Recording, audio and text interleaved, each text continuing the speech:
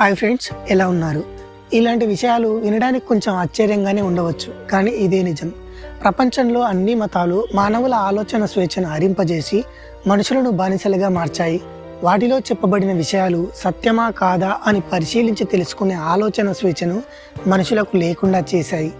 ఇలా స్వేచ్ఛను హరించడం వల్ల మానవ జీవితంలో ఎలాంటి పరిణామాలు జరిగాయి, దానికోసం ఏం చేయాలి అని పరిశోధించి కనిపెట్టబడిన ధర్మమే ధమ్మం. ఈరోజు ఈ వీడియోలో గౌతమ బుద్ధుడి జీవిత చరిత్ర మరియు ధమ్మం గురించి తెలుసుకుందాం. ఒకవేళ మన ఛానల్ ఎవరైనా సబ్స్క్రైబ్ చేసుకుని వారు ఉంటే వెంటనే సబ్స్క్రైబ్ చేసుకోండి. ఇలాంటి మరిన్ని వీడియోల కోసం పక్కనే ఉన్న బెల్ సింబల్ పైన ట్యాప్ చేయండి. ఇక టాపిక్లో వెళ్దాం. పాయింట్ నెంబర్ 1, గౌతమ బుద్ధుడి జననం.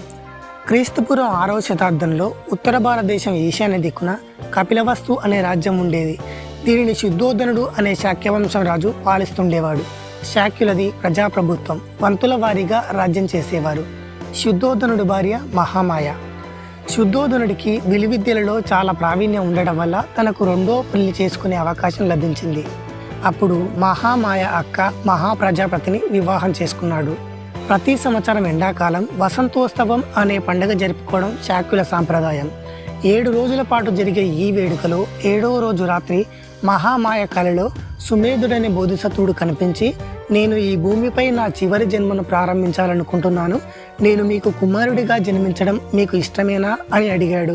మరునాడు శుద్ధోధనుడు 8 మంది నిగూఢ రహస్యాలు చెప్పగల బ్రాహ్మణులను పిలిపించి మహామాయకు వచ్చిన కలను వివరించమని అడగగా, నీకు త్వరలోనే ఒక కుమారుడు జన్మిస్తాడని, ప్రపంచాన్ని పాలించే గొప్ప సార్వభౌముడు అవుతాడని చెప్పారు. ప్రసవ సమయం కోసం తన తండ్రి గారి పట్టణమైన దేవదాహ నగరానికి మహామాయ తగిన సిబ్బంది బోయలతో కలిసి లుంబిని వనం గుండా ప్రయాణిస్తూ ఉండగా విశ్రాంతి కోసం లుంబిని వనంలో ఆగారు. గుగ్గిలపు వృక్షాల అందాన్ని చూసి చెట్టు కొమ్మను వంచి పట్టుకునే సమయంలో మహామాయాదేవి కడుపులో కదలికలు ఏర్పడి గౌతమ బుద్ధుడు జన్మించాడు. చరిత్రకారులు ధృవీకరించిన దాని ప్రకారం క్రీస్తు పూర్వం 563లో వైశాఖ పూర్ణిమ రోజున గౌతమ వంశం ఆదిత్య గోత్రం లుంబిని వనంలో గౌతమ బుద్ధుడు జన్మించాడు. ఈ ప్రదేశం ప్రస్తుతం నేపాల్లో ఉంది. బుద్ధుడు పుట్టిన విషయాన్ని హిమాలయాల్లో తపస్సు చేసుకున్న అసిత మహాముని తన దివ్య దృష్టితో తెలుసుకుని బుద్ధుడిని చూడడానికి కపిలవస్తు వచ్చాడు. దివ్య తేజస్సుతో వెలిగిపోయే గౌతమ బుద్ధుడిని చూసి విపరీతంగా శోకించాడు. అనుకోని సంఘటనను చూసిన శుద్ధోధనుడు, బాలుడిలో ఏదైనా లోపం ఉందా మునివర్య అని అసిత మహాముని అడిగాడు. అందుకు అసిత మహాముని, లోపం బాలుడిలో లేదు మహారాజా, నా దురదృష్టానికి విలపిస్తున్నాను అని తెలిపాడు. ఈ పిల్లవాడు మహాజ్ఞాన సంపన్నుడై బుద్ధుడు అవుతాడు. ఇప్పటి వరకు ఎవ్వరికీ తెలియని ధర్మచక్ర పరివర్తన సిద్ధాంతాన్ని రూపొందించి ప్రపంచానికి బోధిస్తాడు. నా వృద్ధాప్యం కారణంగా ఇతను బోధించే సమయం వరకు నేను బ్రతికి ఉండను. ఇతను బోధనలు వినకుండానే నేను మరణిస్తాను. అందుకోసమే రోధిస్తున్నాను మహారాజా అని తెలిపాడు.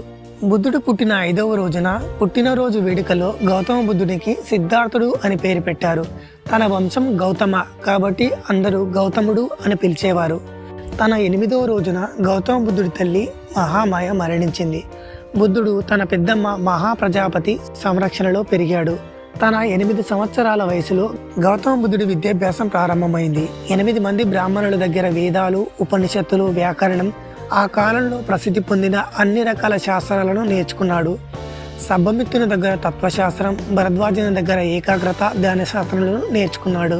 తన 16 సంవత్సరాల వయసులో దండపాణి అనే శాక్యవంశీయుడు తన కూతురు వివాహం కోసం స్వయంవరం ఏర్పాటు చేశాడు. అందుకు అందరూ రాజకుమారులకు ఆహ్వానం పంపించాడు. ఆ స్వయంవరంలో ఉత్తమ విలువిద్య ప్రదర్శించి గౌతమ బుద్ధుడు యశోధరను వివాహం చేసుకున్నాడు. కొన్నాళ్లకు వీరికి ఒక కుమారుడు జన్మించాడు. అతనికి రాహులుడు అని పేరు పెట్టాడు. అలా రోజులు ప్రశాంతంగా గడుస్తున్నాయి. అలా రోజులు గడుస్తున్న కొద్దీ అసితమార్తి చెప్పిన మాటలు గుర్తుకొచ్చి శుద్ధోధనుడు భయపడసాగాడు. తన కుమారుడు రాజ్యం వదిలి సన్యాసం తీసుకుంటాడని, అలా సన్యాసం తీసుకోకుండా సన్యాసం గురించి ఆలోచించకుండా తన మనసును మార్చాలని శుద్ధోధనుడు నిర్ణయించుకున్నాడు. అందుకు శుద్ధోధనుడు తన కుమారుడి కోసం కాలానికి అనుగుణంగా రాజ్యంలో 3 విలాసవంతమైన భవనాలను నిర్మించి రాజ్యంలోని ఆడవాళ్లను పిలిచి, సిద్ధార్థుడు సన్యాసం గురించి ఆలోచించకుండా మీరు మీ అందంతో తనను వశపరచుకోండి అని వాళ్ళకు చెప్పాడు. అందుకు ఆ ఆడవారు ఎంత ప్రయత్నించినా గౌతమ బుద్ధుడు వారికి లొంగిపోలేదు. అందుకు బుద్ధుడిని ఒప్పించవలసిందిగా ఉదయుడు అనే ప్రధానమంత్రిని శుద్ధోదరుడు నియమించాడు. బుద్ధుడిని ఒప్పించడానికి ఉదయుడు ప్రయత్నించగా సంగమం అనేది సహజసిద్ధంగా మనస్ఫూర్తిగా జరగాలని చెప్పి ఉదయుని సలహాను తోసిపుచ్చాడు. శాక్యుల సంఘం నిబంధనల ప్రకారం 20 సంవత్సరాలు నిండిన శాక్యుడు సంఘంలో సభ్యత్వం తీసుకోవాలి. అలా గౌతమ బుద్ధుడు తన 20 సంవత్సరాల వయసులో శాక్య సంఘంలో సభ్యత్వం తీసుకున్నాడు. గౌతమ బుద్ధుడి 28 సంవత్సరాల వయసులో శాక్యుల పక్య రాజ్యంలో గల కోలీలతో గొడవలు జరిగాయి. 2 రాజ్యాలను విడదీస్తూ పారే రోహిణి నది నీటిని వ్యవసాయానికి ఎవరు ఎక్కువగా వాడుకుంటున్నారు అనే విషయంలో 2 రాజ్యాల సేవకులు గొడవపడ్డారు. ఈ సమస్యను పరిష్కరించడానికి సమావేశం ఏర్పాటు చేసి సంఘంలోని ప్రతి ఒక్కరి అభిప్రాయం చెప్పమన్నారు. ఎక్కువ మంది సభ్యులు కోలీయులతో యుద్ధం చేసి సమస్యను పరిష్కరించుకుందాం అన్నారు. కానీ గౌతమ బుద్ధుడు తన అభిప్రాయంగా సమస్యను శాంతియుతంగా పరిష్కరించడానికి శాక్య సంఘం తరపున 2 వ్యక్తులను ఎన్నుకొని కోలీల రాజ్యం నుంచి మరో 2ని ఎన్నుకోమని అడుగుదాం. అలా ఎన్నుకోబడిన 4 వ్యక్తులు కలిసి 5వ వ్యక్తిని ఎన్నుకొని ఆ 5 మంది సభ్యులు కలిసి సమస్యను పరిష్కరిస్తారు అని సంఘానికి తెలిపాడు. కానీ శాక్య సంఘంలో అధిక భాగం సభ్యులు కోలీలతో ఖచ్చితంగా యుద్ధం చేసి సమస్యను పరిష్కరించుకుందాం అని తీర్మానించారు. కాబట్టి తమతో యుద్ధం చేయవలసిందిగా శాక్య సంఘం బుద్ధుడిని కోరింది. కానీ గౌతమ బుద్ధుడు యుద్ధం ఏ సమస్యను పరిష్కరించదు, అది మరిన్ని సమస్యలను సృష్టిస్తుంది అని వారితో చెప్పి నేను యుద్ధం చెయ్యను అని చెప్పాడు. శాక్యుల సంఘ నియమాల ప్రకారం ప్రతి ఒక్కరూ సంఘం నిర్ణయించిన పనిని ఖచ్చితంగా చేయాలి. ఒకవేళ ఏదైనా కారణం వల్ల సంఘం నిర్ణయాన్ని వ్యతిరేకిస్తే సంఘం సదరు వ్యక్తిని శిక్షిస్తుంది. కాబట్టి గౌతమ బుద్ధుడు సంఘ నియమాలను ఉల్లంఘించినందుకు గాను సంఘ నియమాలు ఉల్లంఘించిన వారికి పడే 3 రకాల శిక్షలలో గౌతమ బుద్ధుడు దేశ బహిష్కరణ శిక్షను ఎన్నుకున్నాడు. శాక్యులు కోలీయులతో వెంటనే యుద్ధాన్ని ప్రారంభించలేదు. ఎందుకంటే కోలీయులతో యుద్ధాన్ని వ్యతిరేకించాడన్న కారణంతో గౌతమ బుద్ధుడు దేశ బహిష్కరణకు గురయ్యాడు అనే విషయం కోలీయులకు తెలిస్తే అది శాక్యులకు మరింత ప్రమాదకరం. కాబట్టి వెంటనే యుద్ధాన్ని ప్రారంభించలేదు. పాయింట్ నంబర్ 2, గౌతమ బుద్ధుడి దేశ బహిష్కరణ. గౌతమ బుద్ధుడు కపిలవస్తులోని తన చిన్ననాటి గురువు భరద్వాజుని దగ్గర సన్యాసం తీసుకుని తన రథసారథి చెన్నుడు వెంటరాగా అనోమ నది వైపు ప్రయాణం సాగించాడు. కొంత దూరం తర్వాత చెన్నుడు గౌతమ బుద్ధుడిని సాగనంపి రాజ్యానికి చేరుకున్నాడు. ఆ కాలంలో బింబిసారుడు పరిపాలించే మగధ సామ్రాజ్యం ఎంతోమంది తత్వవేత్తలకు మేధావులకు నిలయంగా ఉందని తెలుసుకొని కపిలవస్తును వదిలి రాజగృహ చేరుకున్నాడు. అక్కడ పాండవగిరి సమీపంలో తాత్కాలిక నివాసానికై ఒక కుటీరాన్ని ఏర్పాటు చేసుకున్నాడు. మరునాడు ఉదయం గౌతమ బుద్ధుడు మగధ సామ్రాజ్య నగర వీధులలో భిక్షాటనకై వెళ్ళగా నగరంలోని జనం బుద్ధుడిని చూడ్డానికి గుంపులుగా చేరారు. విషయం తెలుసుకున్న బింబిసార మహారాజు గౌతమ బుద్ధుడిని సందర్శించి మగధ కపిలవస్తు రాజ్యాల మధ్య చిరకాల స్నేహం ఉందని, సన్యాసం తీసుకోవడం శత్రువులకు సరిపడదని, మగధ సామ్రాజ్యం అర్ధభాగానికి రాజుగా ఉండమని కోరాడు. అందుకు గౌతమ బుద్ధుడు ఈ లోకంలో సంభవించే బాధలు, వ్యధలు, సంఘర్షణలు నా హృదయాన్ని గాయపరిచాయి. ప్రశాంతతను పొందాలనే కోరికతో అన్నిటినీ వదిలి వచ్చాను. కాబట్టి నేను మీ రాజ్యాన్ని స్వీకరించలేను అని చెప్పాడు. గౌతమ బుద్ధుడి ఆశ్రమం చుట్టూ మరో 5 మంది సన్యాసులు వచ్చి కుటీరాలను ఏర్పాటు చేసుకున్నారు. గౌతమ బుద్ధుడు సూచించిన విధానాన్ని అమలు పరచడం వల్ల కోలీలకు శాక్యులకు మధ్య రోహిణి నది జలాల విషయంలో సంధి కుదిరి యుద్ధం ఆగిపోయింది. ఈ విషయం తోటి సన్యాసుల ద్వారా గౌతమ బుద్ధుడికి తెలిసింది. ఏ యుద్ధం కారణంగా గౌతమ బుద్ధుడు ఇల్లు విడిచి వచ్చాడో ఇప్పుడు ఆ యుద్ధమే లేకుండా పోయింది. కాబట్టి ఇప్పుడు మళ్ళీ తిరిగి రాజ్యానికి వెళ్ళాలా లేదా అని బుద్ధుడు తీవ్రంగా ఆలోచించాడు. మా 2 రాజ్యాల మధ్య యుద్ధం ముగిసిపోయినంత మాత్రాన పూర్తి సమస్య తొలగిపోలేదు. అసలు యుద్ధమే ప్రధాన సమస్య. సమాజంలో ప్రతి చోట యుద్ధం తాండవిస్తుంది. రాజ్యానికి మధ్య, తండ్రి కుమారుల మధ్య, ఉన్నత వంశాలు బ్రాహ్మణుల మధ్య, ఇలా ప్రతి చోట యుద్ధమే కనిపిస్తుంది. ప్రపంచంలోని దుఃఖాలన్నిటికీ యుద్ధమే కారణం. కాబట్టి దీనికి శాశ్వతమైన పరిష్కారం కనుక్కోవాలని బుద్ధుడు నిర్ణయించుకున్నాడు. కోసల రాజ్యంలో ధ్యానంలో బాగా ప్రసిద్ధి చెందినవారు అరాధ కలాముడు మరియు ఉదకరామపుత్రుడు. వైశాలి నగరంలో అరాధ కలాముడిని కలుసుకొని అతడి నుండి సాంఖ్యశాస్త్రం, ధ్యానం నేర్చుకున్నాడు. అనంతరం అతని దగ్గర సెలవు తీసుకొని అరాధ కలాముడి కంటే ఉన్నత స్థాయిలో ధ్యానం నేర్పగల ఉదకరామపుత్రుడి దగ్గర ధ్యానంలో 8వ దశకు చేరుకుని అభ్యాసం నేర్చుకున్నాడు. అనంతరం వీరికి సమానమైన వారు మగధ సామ్రాజ్యంలో ఉన్నారని తెలుసుకొని వారి నుండి ధ్యాన మార్గంలో శ్వాసను నిలిపివేసి ఏకాగ్రత పొందడం అనే ధ్యాన పద్ధతిని నేర్చుకున్నాడు. మరియు విపరీతమైన చెవిపోటు కలిగించే, కత్తితో తలలో పొడిచినట్టు అనిపించే సమాధి మార్గంలో శిక్షణ పొందాడు. అనంతరం ఉర్వెల గ్రామ సమీపంలో గల నైరంజ నది నిర్జన ప్రదేశంలో నెగరుడు అనే ఋషి ఆశ్రమంలో కుటీరం ఏర్పాటు చేసుకున్నాడు. వైరాగ్య మార్గ సాధనలో 6 సంవత్సరాల పాటు సరైన ఆహారం తీసుకోకుండా తన శరీరాన్ని హింసిస్తూ ఎముకల గూడుగా మారేంత వరకు సాధన చేశాడు. అయినా ఈ మార్గంలో గౌతమ బుద్ధుడికి ఎలాంటి ప్రగతి కనిపించలేదు. అనంతరం గౌతమ బుద్ధుడు శరీరాన్ని హింసించడం వల్ల ఎలాంటి ప్రగతి సాధించలేమని వైరాగ్య మార్గాన్ని వదిలేశాడు. ఉర్వెల గ్రామంలోని సేనాని కూతురు సుజాత మర్రి చెట్టుకు మొక్కు తీర్చుకోవడానికి నైరంజ నది వద్దకు రాగా అక్కడ చెట్టు కింద బుద్ధుడు కనిపించాడు. తాను తెచ్చిన నైవేద్యాన్ని గౌతమ బుద్ధుడికి నివేదించడం వల్ల గౌతమ బుద్ధుడి వైరాగ్య సాధన ముగిసింది. తన తోటి సన్యాసులు గౌతమ బుద్ధుడు మార్గం తప్పాడని కోపగించుకుని వెళ్ళిపోయారు. అనంతరం ఉర్వెల గ్రామం వదిలి గయా పట్టణానికి వెళ్లే మార్గంలో తూర్పు దిక్కున మర్రి చెట్టు కింద తన 40 రోజులకు సరిపడే ఆహారాన్ని సంపాదించుకొని ధ్యానం చేయడానికి కూర్చున్నాడు. ధ్యాన ప్రక్రియలో భాగంగా ఏకాగ్రత, సమచిత్తం, అప్రమత్తత, స్వచ్ఛతలను దశల వారీగా హేతువుకు అనుసంధానించి, అంటే దుఃఖానికి గల కారణంతో మిళితం చేసి ధ్యానం చేయడం వల్ల 4 వారాలలో చివరి రోజు రాత్రి గౌతమ బుద్ధుడికి జ్ఞానోదయం అయింది. జ్ఞానోదయంలో గౌతమ బుద్ధుడు ప్రధానంగా 2 సమస్యలను గుర్తించాడు. అవి 1 ప్రపంచంలో దుఃఖం ఉంది అనే విషయం, 2 ఆ దుఃఖానికి నివారణ కారణాలు కనిపెట్టి ప్రపంచానికి శాంతి చేకూర్చడం. పాయింట్ నెంబర్ 3, ప్రాచీన ఋషులు వారి రచనలు. ప్రపంచ మానవాళి దుఃఖానికి నివారణను కనుక్కునే క్రమంలో గౌతమ బుద్ధుడు వేదాలను, ఉపనిషత్తులను చదివాడు. శత్రువుల బారి నుండి రక్షణ కల్పించి సంపదలు ప్రసాదించమని అగ్ని, బ్రహ్మ, యముడు వంటి దేవతలను వేడుకునే ప్రార్థనల సంకలనమే వేదాలు. అందులో మనుషులను నైతికంగా ఉద్ధరించేది కానీ నేర్చుకొని ఆచరించవలసింది కానీ ఏదీ లేదని గౌతమ బుద్ధుడు నిర్ధారించాడు. గౌతమ బుద్ధుని అభిప్రాయం ప్రకారం వేదకాలం నాటి ఋషులు సత్యాన్ని కనుక్కునే ప్రయత్నంలో ఊహాజనితమైన తర్కానికి నిలబడని నిజానికి కాని సిద్ధాంతాలు ప్రతిపాదించి సత్యాన్ని చేరుకోలేకపోయారు. వారి సిద్ధాంతాలతో ఎటువంటి సామాజిక విలువలు స్థాపించబడలేదని గౌతమ బుద్ధుడి అభిప్రాయం. భారతదేశ ప్రాచీన తత్వవేత్తలలో గౌతమ బుద్ధుడిని విశేషంగా ఆకర్షించింది కపిల మహర్షి రాసిన సాంఖ్య తత్వం. అందులో పేర్కొన్న మొదటి ప్రబోధం ఏంటంటే, నిరూపించబడనిది ఏది నిజం కాదు. రెండవ ప్రబోధం వాస్తవాలను నిరూపించడానికి మనుషులు ఉపయోగించే పద్ధతి. అంటే మానవ పంచేంద్రియాల ద్వారా ఒక విషయాన్ని గ్రహించి దాన్ని విశదీకరించి దానికి గల ఫలితాన్ని లేదా కారణాన్ని రాబట్టడమే రెండో ప్రబోధం. సాంఖ్యతత్వంలో కపిల మహర్షి వాస్తవం మరియు తర్కంల గురించి చెప్పిన విషయాలతో మాత్రమే బుద్ధుడు ఏకీభవించాడు, కానీ పూర్తి తత్వంతో కాదు.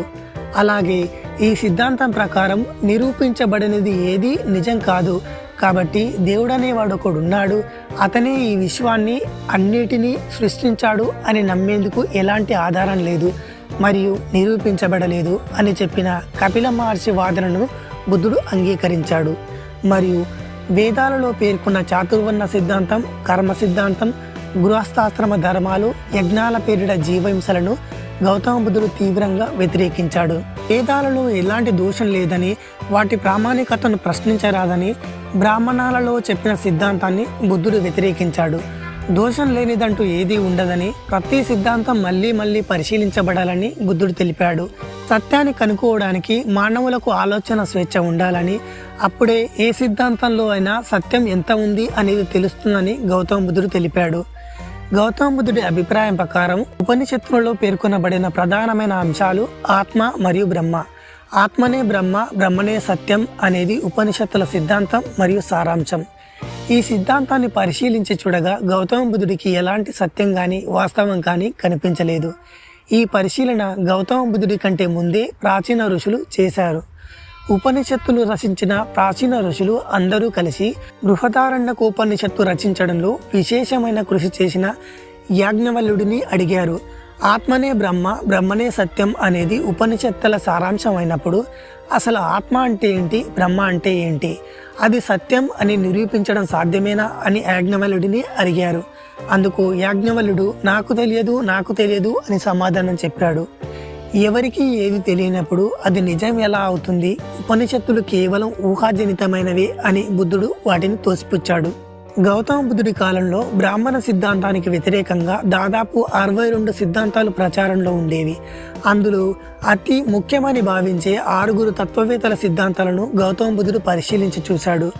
అవన్నీ జీవితం పట్ల నిరాశ నిస్పృహలు గరవాలి, నిలకడ లేని పనికిరాని సిద్ధాంతాలుగా గౌతమ బుద్ధుడు తోసిపుచ్చాడు. మన ప్రమేయం లేకుండా మన జీవితంలో ఏం జరగాలో అనేది బ్రహ్మ ముందే రాసిపెట్టి ఉంటాడు అనే విషయం, మరియు పూర్వజన్మలో చేసిన కర్మలు ఈ జన్మలో మనం అనుభవించే దుఃఖానికి కారణం అనే మతిలేని సిద్ధాంతాన్ని బుద్ధుడు నిరాకరించాడు.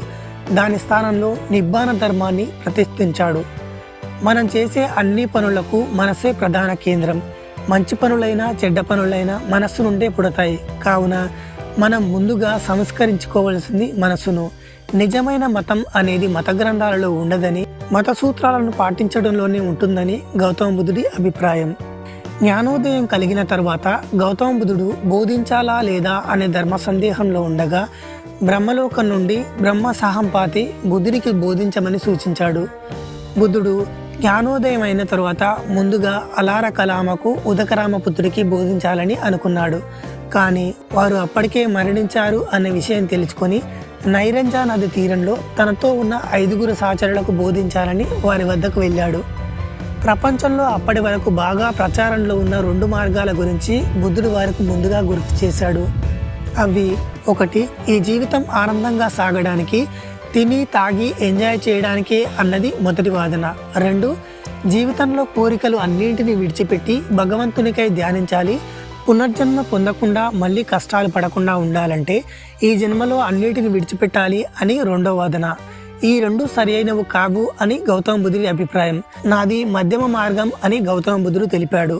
తన ధర్మంలో భగవంతుడు, ఆత్మ, పునర్జన్మ, కర్మకాండలు వంటి వాటికి స్థానం లేదని, తన ధర్మంలో మానవుడే కేంద్ర బిందువని, ఈ ధర్మం ఒక మనిషికి మరో మనిషితో ఉన్న సంబంధం చుట్టే తిరుగుతుందని గౌతమ బుద్ధుడు చెప్పాడు. ప్రపంచ మానవాళి దుఃఖాన్ని గుర్తించి దాన్ని తొలగించడమే తన ధర్మం యొక్క ఏకైక లక్ష్యం అని, ఏ ధర్మం అయినా ఏ మతం అయినా ఈ ప్రాతిపదికపైనే నిర్మించబడాలని, అలా నిర్మించబడినది అసలు మతమే కాదని గౌతమ బుద్ధుడు బోధించాడు. గౌతమ బుద్ధుడు కనిపెట్టిన కొత్త మార్గం ప్రకారం మనిషి దుఃఖం నుండి విముక్తి కావాలంటే 3 రకాల మార్గాలను అనుసరించాలి. అవి: 1, మంచి మార్గం; 2, అష్టాంగ మార్గం లేదా ధర్మ మార్గం; 3, శీల మార్గం. 1, మంచి మార్గం. మొదటి నియమం ప్రకారం మంచివాడుగా బతకాలి అంటే అతను కొన్ని ఆదర్శాలను పాటించవలసి ఉంటుంది. అందులో ముఖ్యంగా ఎవరినైనా గాయపరచడం, అసత్యం చెప్పడం, చంపడం, మద్యం సేవించడం, దొంగతనం వంటి పనులు చేయకూడదు. 2, అష్టాంగ మార్గం లేదా ధమ్మ మార్గం. అష్టాంగ మార్గం అంటే దృక్పథం, ఆలోచన, సంభాషణ, సంపాదన, పనులు, బుద్ధి, ధ్యానం, జీవన విధానం సక్రమమైన మార్గంలో ఉండాలని బోధించేదే అష్టాంగ మార్గం. 3, శీలపథం. సహనం, సత్యం, కరుణ, మైత్రి, దానం, స్థిర సంకల్పం వంటి 10 ఆదర్శవంతమైన విలువలతో, నైతిక జీవన విధానంతో ఎవరికీ ఎటువంటి హాని చేయకుండా మంచి మార్గంలో జీవించడమే శీలపథం. ఆత్మ, దేవుడు, పునర్జన్మ వంటి వాటితో సంబంధం లేకుండా మనిషి తన సొంత కృషి, పట్టుదలతో సాధించే ఆనందమే మోక్షమని ఇప్పటి వరకు ప్రపంచ చరిత్రలో ఎవ్వరూ బోధించలేదు. తన మార్గాన్ని 5 మంది సహచరులకు బోధించిన అనంతరం గౌతమ బుద్ధుడు వారికి ధర్మదీక్ష ఇచ్చాడు. అనంతరం వారణాసిలో యశుడు అనే ధనవంతుడి కుమారుడు జీవితం పట్ల విరక్తి పొంది అర్ధరాత్రి ఇల్లు వదిలి ఇసిపట్నం పారిపోయి యాదృచ్ఛికంగా గౌతమ బుద్ధుడిని కలిశాడు. గౌతమ బుద్ధుడు ధర్మబోధ చేసి అతనికి బౌద్ధ దీక్ష ఇచ్చాడు. యశుని తల్లిదండ్రులు అందుకు సంతోషించి తన ఇంటికి భోజనానికి ఆహ్వానించగా అక్కడ గౌతమ బుద్ధుడిని చూసిన యశుడు స్నేహితులు కూడా బౌద్ధ దీక్ష తీసుకున్నారు. అనంతరం వారణాసికి చెందిన ఉరువెల కశ్యపుడు మరియు అతని తమ్ముళ్ళు సన్యాసం తీసుకొని పాల్గుణ నది తీరం ఉరువెల ప్రాంతంలో ఆశ్రమాలను ఏర్పాటు చేసుకొని అగ్నిని ఆరాధిస్తూ ఉండేవారు. వీరికి 1000 మంది శిష్యులు ఉండేవారు. వీరికి తన ధర్మాన్ని బోధించాలని గౌతమ బుద్ధుడు వారి ఆశ్రమానికి వెళ్ళాడు.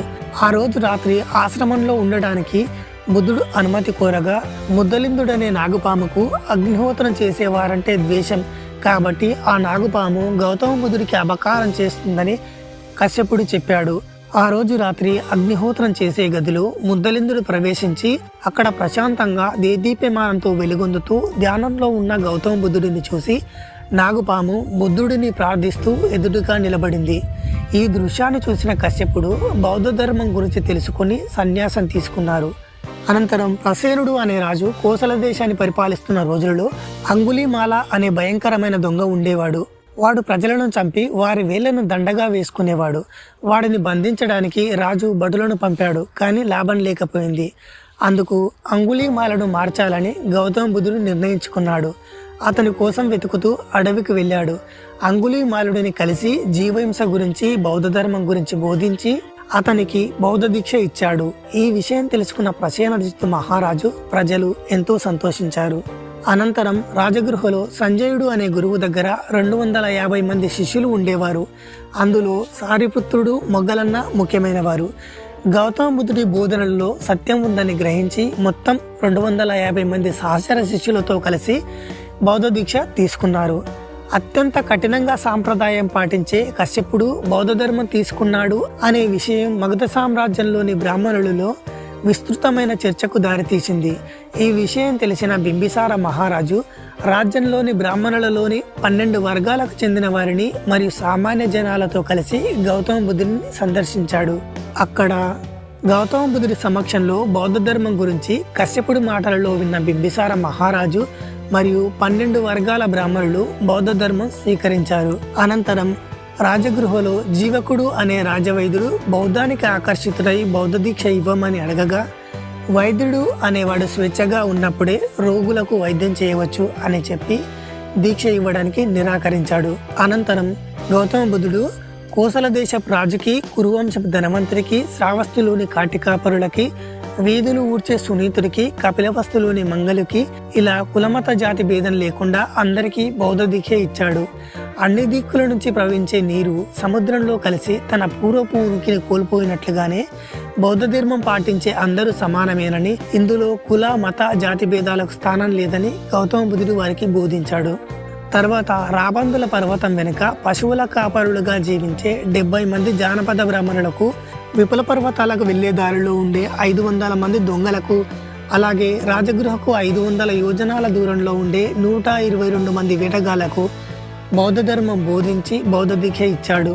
అనంతరం బుద్ధుడు కపిలవస్తు రాజ్యాన్ని వదిలి వెళ్ళిన 7 సంవత్సరాల తర్వాత తన తండ్రి గారి పిలుపు మేరకు కపిలవస్తు సందర్శించి బౌద్ధ ధర్మం బోధించి తన తల్లి మహాప్రజాపతి, భార్య యశోధర, కుమారుడు రాహులికి బౌద్ధ దీక్ష ఇచ్చాడు. అనంతరం వీరితో పాటు నందకుడు 500 మంది మహిళలకు బౌద్ధ దీక్ష ఇచ్చాడు. పాయింట్ నెంబర్ 4, గౌతమ బుద్ధుడి బోధనలు. మానవ జీవన గమనంలో చరిత్ర, సాంప్రదాయాలు ఒకరి జీవితాన్ని ఎలా ప్రభావితం చేస్తాయి, ఒకరికి ఏ విధంగా హాని కలుగజేస్తాయో పరిశీలించి కనిపెట్టబడిన ధర్మమే ధమ్మం. ప్రపంచంలో అన్ని మతాలు మానవుడి ఆలోచన స్వేచ్ఛను దెబ్బతీసి ఏది సత్యం ఏది సత్యం కాదో నిర్ణయించుకునే ఆలోచన స్వేచ్ఛను మనిషికి లేకుండా చేశాయి. మత గ్రంథాలలో చెప్పిన దాన్ని గుడ్డిగా అనుసరించమని, చరిత్రలో రాయబడింది మాత్రమే నిజమని బోధించాయి. ఇలా సంకుచిత మనస్తత్వం గల కొన్ని సామాజిక వర్గాలు సమాజం పైన ఆధిపత్యం కోసం, అధికారం కోసం మత గ్రంథాలను, చరిత్రను వక్రీకరించి మానవుల హేతువాద శక్తిని దెబ్బతీసి పూర్తిగా ప్రపంచాన్ని నిర్వీర్యం చేశాయి. ఈ విషయాన్ని గమనించిన గౌతమ బుద్ధుడు ప్రపంచానికి వెలుగు చూపడానికి పరిశోధించి కనిపెట్టబడిన ధర్మమే ధమ్మం. ధమ్మంలోని ధమ్మ, అద్దమ్మ, సద్దమ్మలను అర్థం చేసుకుంటేనే బౌద్ధం అర్థమవుతుంది. నెంబర్ 1, ధమ్మ. ధమ్మ అంటే ధర్మం అని అర్థం. నిబ్బాన మార్గంలో అంటే దేవుడు, ఆత్మ, మోక్షం వంటి వాటితో సంబంధం లేకుండా స్వచ్ఛమైన జీవన విధానంతో పరిపూర్ణత్వాన్ని సాధించడమే ధమ్మం. నెంబర్ 2, అద్దమ్మ. అద్దమ్మ అంటే ధర్మం కానిది, ప్రకృతి నియమాలకు విరుద్ధంగా ఉన్నవి అని అర్థం. మత గ్రంథాలలో దోషం లేదని నమ్మడం, దేవుడి పేరుట జీవహింస న్యాయమైనదని నమ్మడం, ఆత్మ ఉందని అది పరమాత్మలో కలిసిపోతుంది అని ఎలాంటి ఆధారం లేని హేతువాదానికి నిలబడని మూఢనమ్మకాలను నమ్మడమే అద్దమ్మ. మతం వల్ల మనిషికి లాభం ఏంటి అనే ప్రశ్నకి ప్రపంచంలో అన్ని మతాలు ఇచ్చే సమాధానం ఒక్కటే, అది మనిషిని దేవుడికి దగ్గరగా చేసి పునర్జన్మ లేకుండా ఆత్మను దేవుడిలో ఐక్యం చేస్తుంది అని చెప్పడం. దేవుడిని నమ్మిన వారు స్వర్గానికి, నమ్మని వారు నరకానికి పోతారు అని చెప్పబడింది. అన్ని మతాలలోనూ స్పష్టంగా పేర్కొన్న 3 లోకాలు స్వర్గం, నరకం, భూమి. అన్ని మతాల లక్ష్యం మానవుడిని స్వర్గానికి చేర్చడమే. ఆయా మతాల ప్రకారం స్వర్గానికి అధిపతి దేవుడు, నరకానికి అధిపతి సైతాన్. కానీ భూమికి అధిపతి ఎవరు అన్నది ఏ మతంలో చెప్పలేదు. మనం చేసే మంచి లేదా చెడు పనులకు మనస్సే కారణం. మంచి లేదా చెడు ఆలోచనలు ముందుగా మనసులో ఉద్భవిస్తాయి. కాబట్టి ముందు మనం మనసును సంస్కరించుకోవాలి అని బుద్ధుడు చెప్పాడు. మతం అనేది మానవ జీవితంలో కేవలం బోధనలు చేయడమే కాకుండా మనుషుల హృదయంలో ధర్మ పరివర్తన కలిగించేలా వారికి శిక్షణ ఇవ్వవలసిన అవసరం ఉందని బుద్ధుడు తెలిపాడు. ఇప్పటి వరకు మనుషులకు ఏ మతం అలా శిక్షణ ఇవ్వలేదని, అందుకు పంచశీల, అష్టాంగ మార్గం, పారమితులు దోహదం చేస్తాయని బుద్ధుడు తెలిపాడు. బౌద్ధ సంఘానికి వారసుడిని నియమించవలసిందిగా భిక్షువులు బుద్ధుడిని 2 సార్లు కోరినప్పటికీ బుద్ధుడు తిరస్కరించాడు.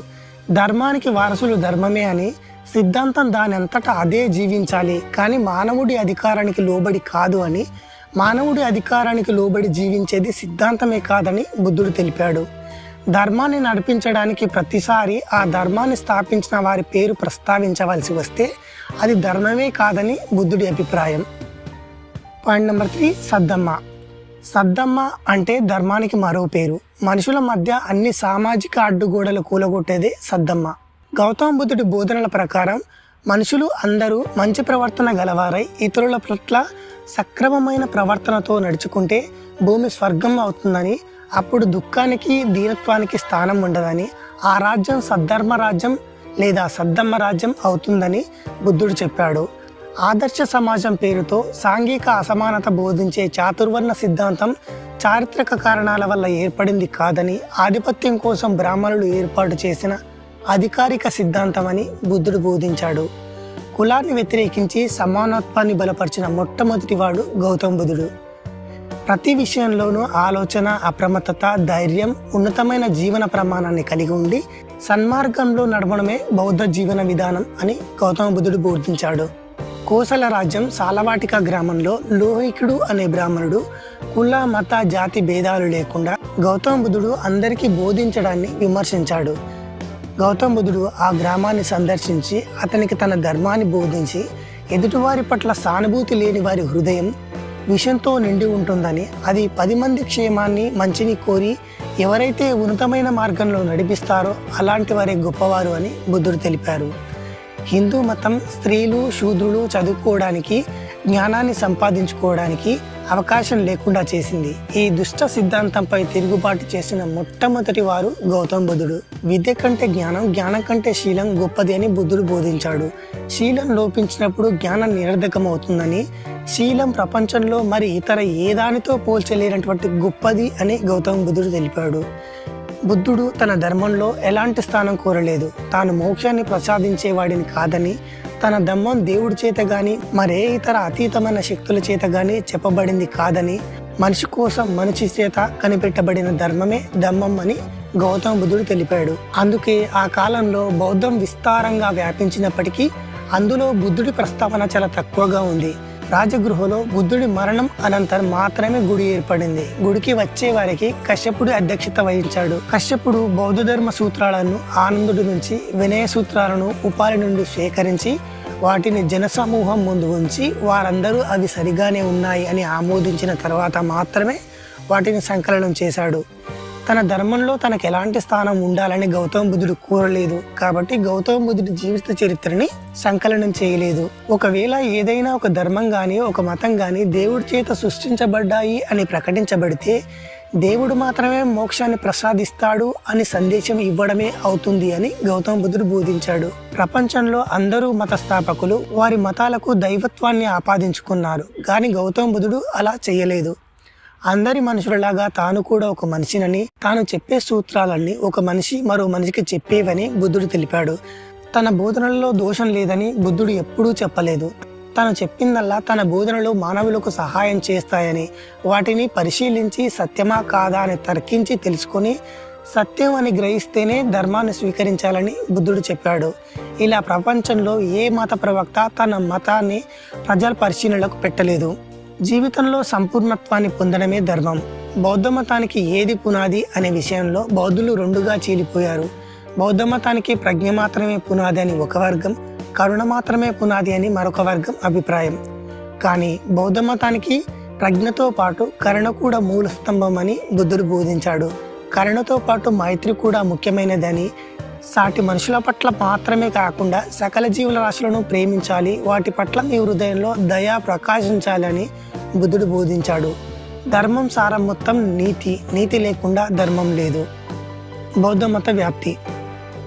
యశుడు అతని మిత్రులు బౌద్ధ ధర్మం తీసుకున్నారు అనే విషయం చాలా దూరం ప్రచారం అయ్యింది. బౌద్ధం తీసుకోవడానికి చాలా మంది వచ్చారు. వచ్చిన అందరికీ దీక్ష ఇవ్వడానికి బుద్ధుడు బౌద్ధ సంఘాన్ని స్థాపించాడు. ధర్మాన్ని స్వీకరించిన గృహస్థుడిని పరివ్రాజకుడని పిలిచేవారు. అతను భిక్షువు స్థాయికి చేరడానికి 2 దశల్లో శిక్షణ పూర్తి చేయాలి. అందుకు సంబంధించిన నియమాలు వినయ పీఠికలో రాయబడ్డాయి. బుద్ధుడు బౌద్ధ ధర్మాన్ని ప్రచారం చేయడానికి తన శిష్యులకు ప్రపంచంలోని అన్ని దేశాలకు పంపాడు. మనం అందరం మానవ మరియు దైవ సంబంధమైన విషయాల నుండి విముక్తులమయ్యాం. కాబట్టి ప్రపంచంలో అందరి క్షేమం కోసం బౌద్ధ ధర్మాన్ని అన్ని వైపులా వ్యాపింపజేయండి. భూమి ఆకాశం శూన్యంలోనూ దేదీప్యమానంగా వెలుగుండే ధర్మాన్ని ప్రచారం చేయండి అని బుద్ధుడు తన శిష్యులకు బోధించాడు. పరిపూర్ణ, స్థిరమైన, పవిత్రమైన జీవన విధానాన్ని చాటి చెప్పండి అని బుద్ధుడు తెలిపాడు. పెరుగుతున్న భిక్షుల అవసరాల కోసం బింబిసార మహారాజు జితవనాన్ని, అనాథ పిండుకుడు వేలువనాన్ని, రాజగృహలోని జీవకుడు అంబవనాన్ని, వైశాలి నగర రాజనర్తకి అమ్రపాలి తన భవనాన్ని బుద్ధుడికి కానుకగా ఇచ్చారు.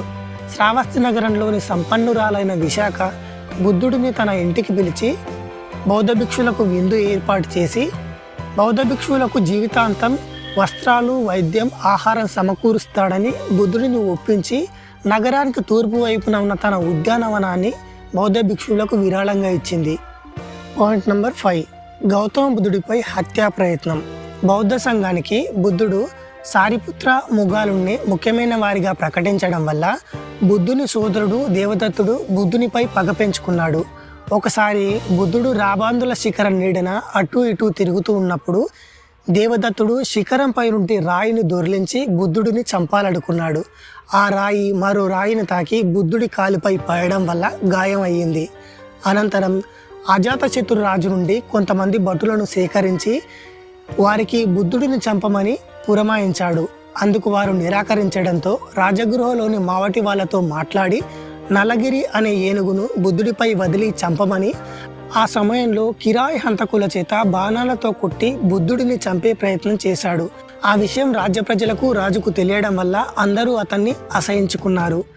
బుద్ధుడి కాలంలో బౌద్ధ ధర్మానికి లభిస్తున్న గౌరవం, ఆదరణ వల్ల ప్రజలు జైన తీర్థంకరులను గౌరవించడం, కానుకలు ఇవ్వడం మానేశారు. తమ ఉనికి కోల్పోయే ప్రమాదం ఉందని భావించిన తీర్థంకరులు బుద్ధుడిని అపఖ్యాతి పాలు చేసి బౌద్ధాన్ని నాశనం చేయాలని అనుకున్నారు. అందుకు సుందరి అనే యువతితో ఒప్పందం కుదుర్చుకున్నారు. ప్రతిరోజు సాయంత్రం పూలమాల, కర్పూరం, అత్తరుతో జితవనం వెళ్తున్నానని చెప్పి ఆ పరిసర ప్రాంతాలలో రాత్రి మొత్తం గడిపి ఉదయాన్నే తిరిగి వస్తూ అడిగిన ప్రతి వారికి రాత్రి మొత్తం బుద్ధుడితో గడిపి వస్తున్నాను అని సుందరి చెప్పేది. అలా కొంతకాలం గడిచిన తర్వాత తీర్థంకరులు కిరాయి హంతకుల చేత సుందరిని హత్య చేయించి గౌతమ బుద్ధుడి గంధ కుటీరం పక్కన చెత్త కుప్పలో శివాన్ని దాచిపెట్టి ఆ హత్య బుద్ధుడే చేశాడు అని ప్రచారం చేశారు. కానీ సుందరిని హత్య చేసినందుకు తీర్థంకరులు హంతకులకు ఇచ్చిన డబ్బును పంచుకోవడంలో సారా దుకాణంలో హంతకుల మధ్య గొడవ ఏర్పడి తీర్థంకరులే హత్య చేయమన్నారని ఒప్పుకున్నారు. అప్పుడు తీర్థంకరుల పరిస్థితి మరింత దిగజారిపోయింది. అనంతరం ప్రజలు తీర్థంకరులను గౌరవించకపోవడం, కానుకలు ఇవ్వకపోవడం చేసేవారు. అందుకు మళ్ళీ తీర్థంకరులు ఎలాగైనా బుద్ధుడిని నాశనం చేయాలని ఆలోచించి శ్రావస్తిలోని చించా అనే బ్రాహ్మణ స్త్రీతో ఒప్పందం చేసుకున్నారు. గతంలో బుద్ధుడితో సుందరి ప్రవర్తించినట్టుగానే ప్రవర్తించమని తీర్థంకరులు చించకు చెప్పారు.